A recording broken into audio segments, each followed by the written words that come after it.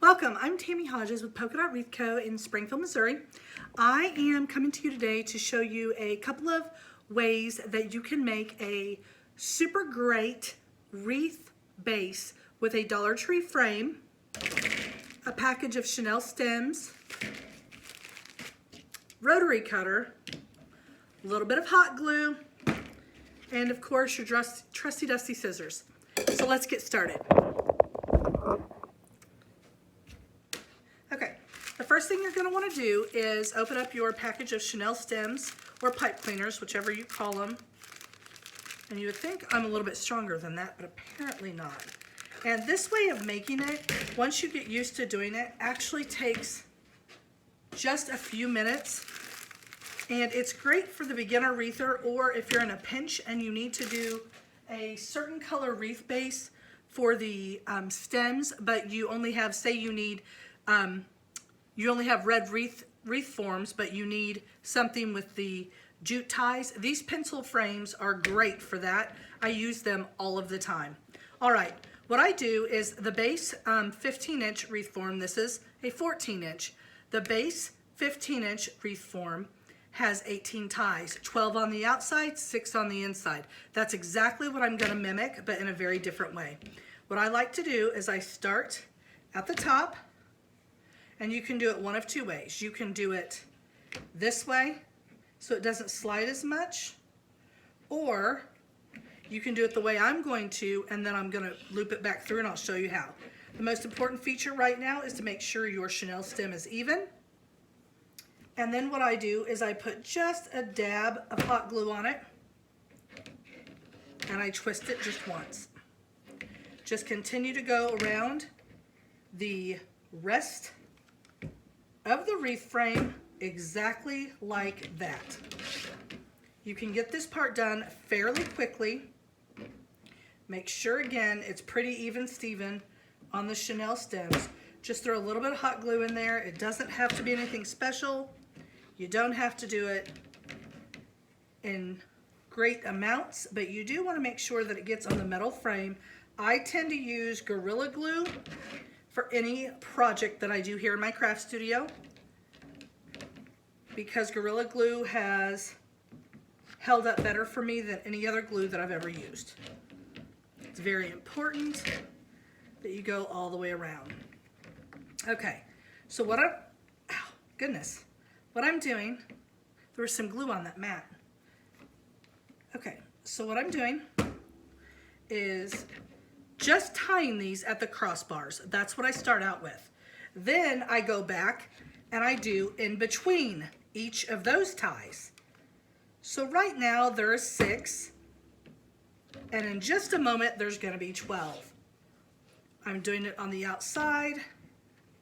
Now you just go in between each of, just smack dab in the middle. If you're a little bit off, it's okay, but really try to eyeball it and keep it in the middle of the road if you can do that. If these come loose and slide a little bit, do not worry about that. We're going to take care of that in the third step that we do. So we're just going to go all the way around the circumference. That glue keeps catching me. Okay.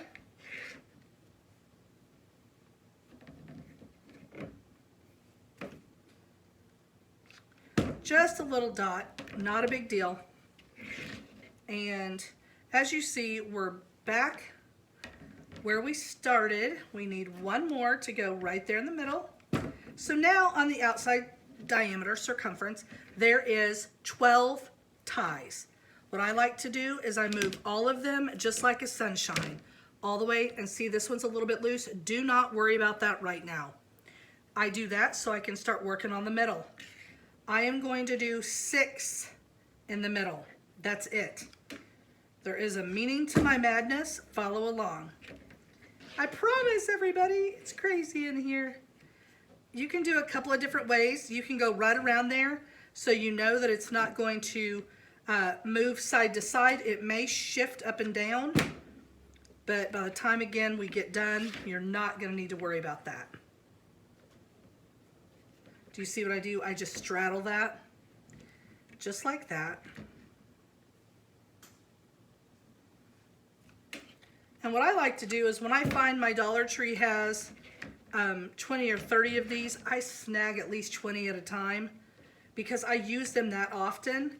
And what I do is I just take an hour or two on a Saturday, and you can do this while watching the football game.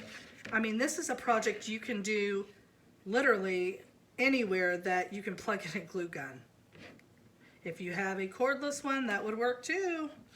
But I'm just saying, it just is so handy to make your own and to keep them in stock. And some people say, you know, they just would rather buy them. That's fine, you can do that too. I like the way these make my wreaths look. I've gotten this down to what I think is a science. Okay, so now we have 18 chenille stems. Okay, see that one's a little bit loosey-goosey, don't worry about it. All right, so we are going to set this off to the side, and we're going to start on our mesh. This is Hobby Lobby brand jute, but I will tell you I recommend buying, if you cannot buy Hobby Lobby, I don't recommend Michael's jute for this particular project. I recommend Hobby Lobby or Deco Exchange are the two, and if Waterman's Loft has some in, that would be good too. But there's lots of places online, Craft Outlet, Sims Pottery.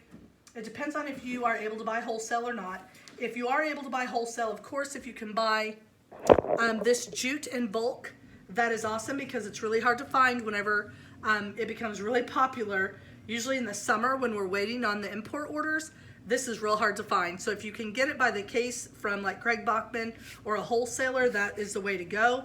If you cannot, Deco Exchange is a great retailer that often carries this, as well as Hobby Lobby. If you're just somebody that is doing this for a craft and you just have that locally available to you, Hobby Lobby is what I always use. They're my go-to jute mesh provider. But again, like I said, there's wonderful wonderful retailers out there that you may know about that I don't. All right, so as you see, I have a cutting mat in front of me. What I'm getting ready to do is move the cord out of the way. I'm going to be cutting these 25 inches a piece. You can either do 25 or 30, depending on how big you want your wreath. For this particular one, I'm going to be doing 25. It doesn't have to be exact, but the closer you can get for them to all being exact is the best way to go. So just zip it. And here's the deal. If you have 2 rolls of mesh, actually I am going to do that. It's a time saver for me. I'm going to go ahead and zip this other one in there because I can do 2 at a time this way, and it certainly saves us some time in cutting. So I've already cut 2. I need 18 of them. So 4.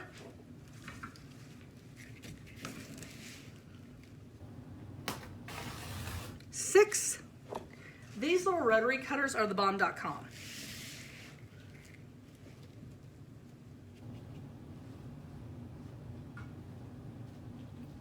Making sure it's even Steven down there. 8. For one reason or the other, I gotta catch this one up. Okie doke. Oops. 10. We're almost done. We're over halfway there. And the fun part is getting ready to start. The process to doing this seems like there's a lot of steps. Well, you're probably right, but once you start doing this for a living, or you do it repetitively like I do, it just becomes second nature. And if you have something to let you cut this mesh like this, oh my gosh, it goes so much quicker.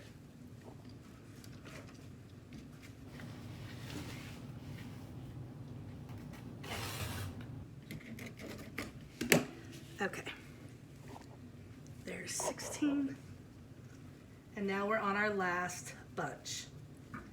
And yes, this mesh does stick to everything. If you've never worked with deco mesh, just know, don't wear a sweater or anything that will snag out to your location where you're cutting it, because you'll end up throwing an outfit away. I'm just letting you know. All right, so I'm gonna stick all of this over here, out of the way, out of our way. And I'm gonna go ahead and make sure to put the blade of your rotary cutter in. You're not gonna need it right now. If we need more later on to fill in, we'll get it back out. But right now, go ahead and shut your blade and let's get started. All right, so again, I like personally to make sure all of my ties are facing outwards. It is okay if they move like this and like this. If they do, they won't before long. I'm gonna go ahead and stick a little dot on there. As soon as I show you my process, that is a surefire way to make a super full and professional looking Dollar Tree wreath frame. You're gonna be wowed, because when I started this, I wish I had made this up earlier, but one day I was doing this about a year ago out in the shop, and I thought there's gotta be an easier way to do this. And when I figured it out, it absolutely worked beautifully. All right, so here's my 25-inch of mesh. What I'm gonna do is I'm gonna use this little heart as a paperweight or a mesh weight, okay?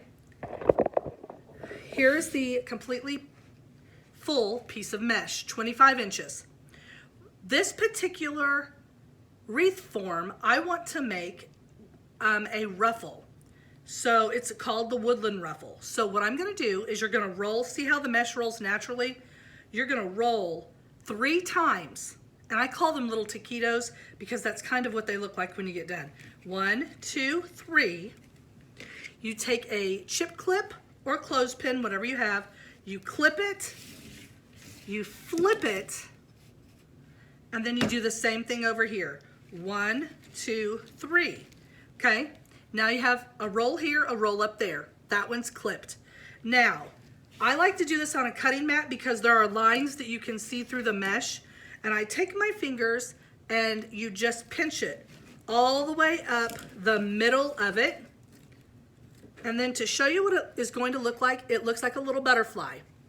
The open ends that roll towards you, I start on the inside. I always start on the inside. It does not matter where you start. I put this horizontally. I hold it down with my forefinger and my thumb, or my forefinger and my middle finger. I hold it tight to the frame, and then I twist it twice. And then we just go on to the next. And you're going to do this 18 times. 1, 2, 3, clip it, flip it. This is so handy. I got it at Hobby Lobby, and it's super handy, but you can use whatever you have laying around the house. 1, 2, 3, my little taquito rolls, and then just follow that line right on up. We're gonna have our little butterfly, but it's actually our ruffle roll.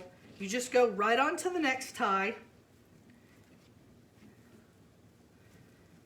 Make sure that you're tying it tight and close to the frame. Now, something that's super important with this method, you need to make sure that this looks like a butterfly when it's looking at you, because these need to be bookended next to each other.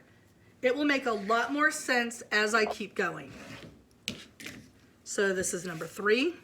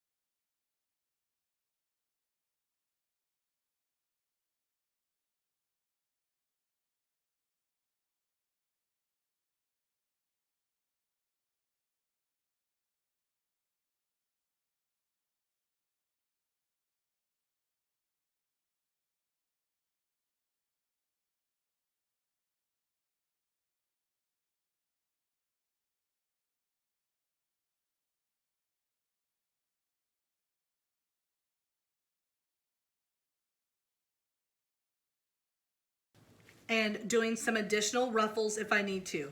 Do you see how this is up and down? This needs to be butterflied.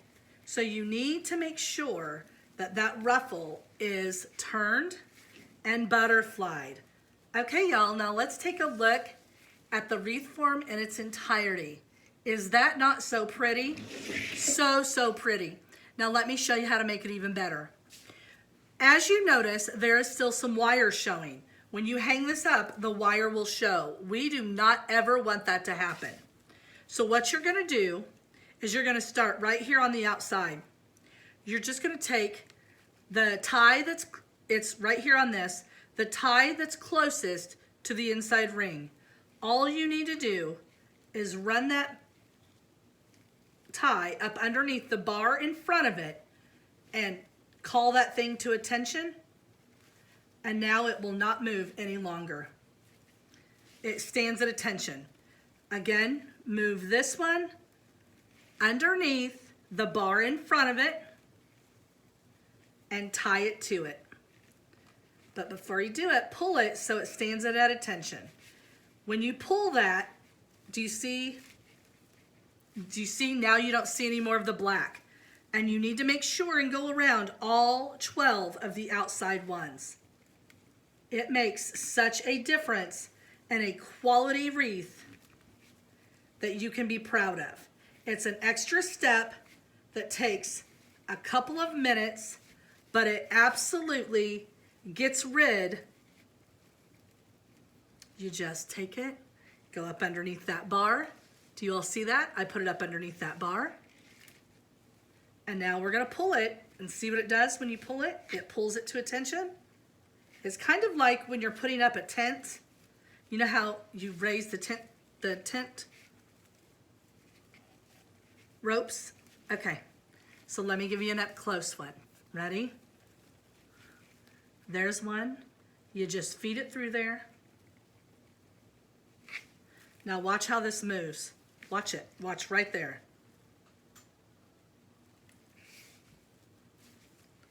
See what that did?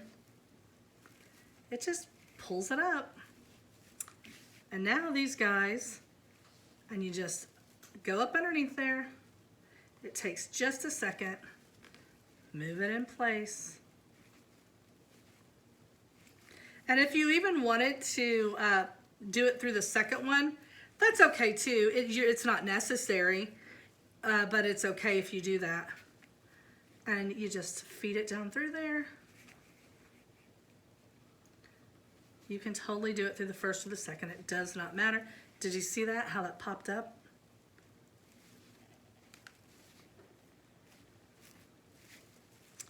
Oh my gosh, this is going to be amazing. Okay. Now watch. Ready? See what that does? You pull it and it just pops up there. Make sure to tie that to it. I think we're on our next to last one.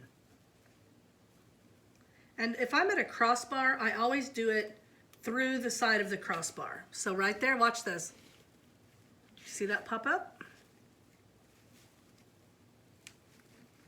And guys, leave your ties. Do not cut them yet. We still have a ribbon to put on, which we won't be doing in this video, but you will still need, so don't. Do you see that? Look. Look at that. Isn't that awesome? And then just tighten it up. 2 more to go.